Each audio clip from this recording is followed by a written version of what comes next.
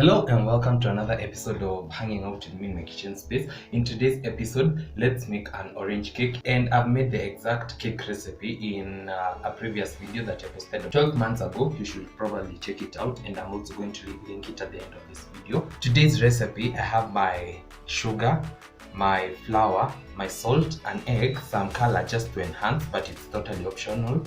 I have some butter, I have my egg, I have some cooking oil, I have some cinnamon, and I have my vanilla essence. And I'm going to list the exact quantity ingredients as we go along in the video, so stick around, and without further ado, let's get started.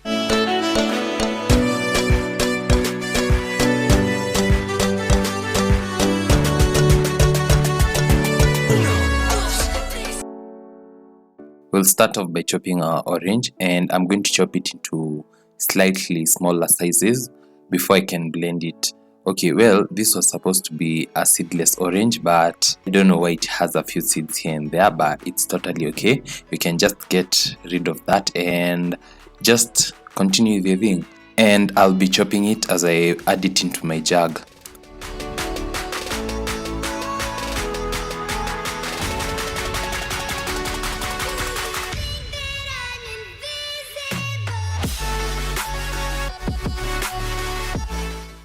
I'll then go in with about 3 tablespoons of cooking oil, and then I'll also add 1 tablespoon of margarine, but you can also decide to use 4 tablespoons or a quarter cup of melted margarine. But if at all you do not have the energy to melt your margarine, just go the simple way.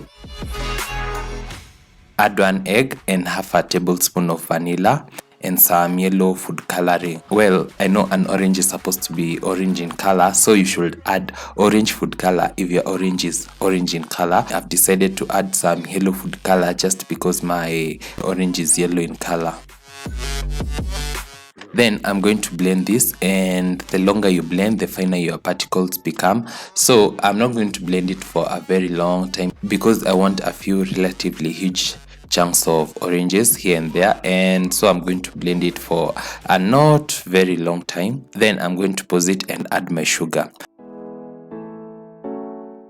This is about a quarter cup of sugar plus 2 tablespoons, or you can also add 6 tablespoons in total. And then I'm going to blend it for a few seconds, then pause it again and add some cinnamon. For the cinnamon, you can add as much or as little as you like. I just added about a pinch because at times the cinnamon can be overwhelming, but if you like the taste of cinnamon, why not add more?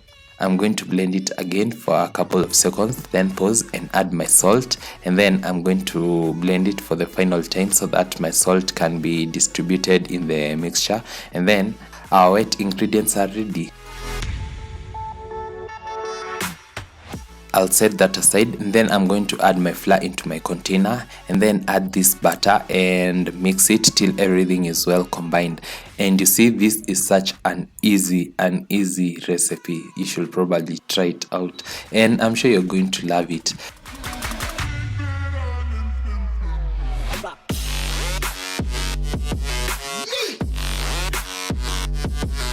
At this point, I'm simply going to grease my tray, and I'm using an 8-inch tray. You can use a 6-inch tray as well.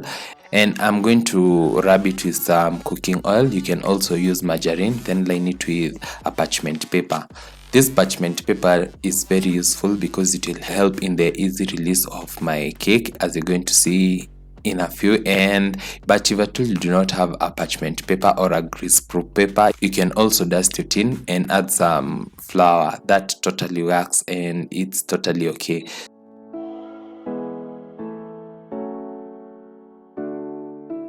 As you can see, this is such a colorful cake. It's a moist cake, it's a delicious cake, and yeah, it's such a tender cake, and you should try out this recipe, and I'm sure you're going to love it. I'll wait for it to cool down, then I'll proceed to give it a taste test. And I hope you enjoyed this recipe. I hope you learned something new today, and I hope you're also going to try out this recipe. So don't forget to like, comment, share, and subscribe if you haven't. If you're going to try out this recipe, tag me on my Instagram at ndongo.kitchen, and hopefully I'll see you in my next one. Bye.